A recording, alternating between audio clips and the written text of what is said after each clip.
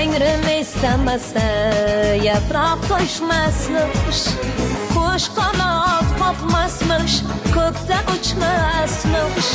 Can adane ki var, canı bitmezmiş. Tanrım istemezse insan olmazmış. Dertli dertli hasretim, cehennem cennetim gülüyor.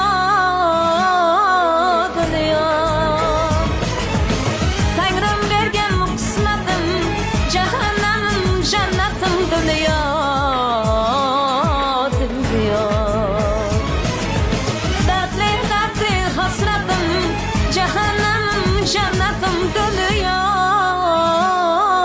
dönüyor.